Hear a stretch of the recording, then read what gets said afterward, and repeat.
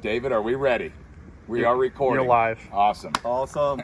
I'm here with my boy John from Moliere, and we're putting in a nano bubbler, and I want to learn a little bit more about this. And as he started telling me more, I wanted to do a little video so you guys can learn with us.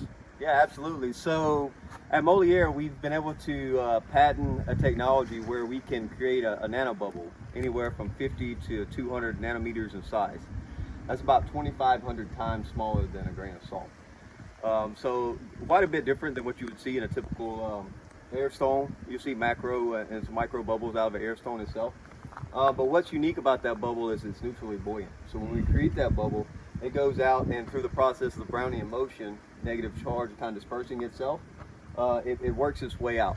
So also another unique thing about this, it carries a lot of energy. So when it collapses, it forms hydroxyl radicals, which is, it allows it to oxidize what's in space, right?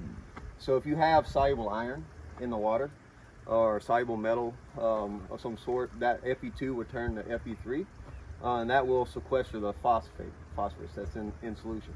Wow. So that's one of the things that we're trying to do here. And what we've seen in a lot of local water bodies is that we can put this technology in, and not only do we help to kind of oxidize what's available in solution, we're actually able to get down into the muck layer, because the nanobubbles don't just rise to the surface, they disperse out. They get down into the muck layer and they start to oxidize that. So it turns it more from an anaerobic into an aerobic situation. So yeah. not only are you providing mad loads of dissolved oxygen, you're actually helping with nutrient reduction.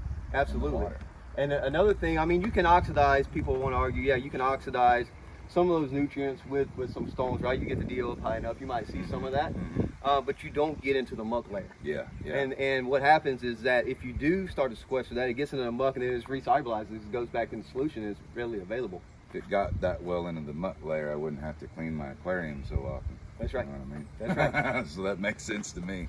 Cool, thank you. I really All right. appreciate that Awesome. explanation.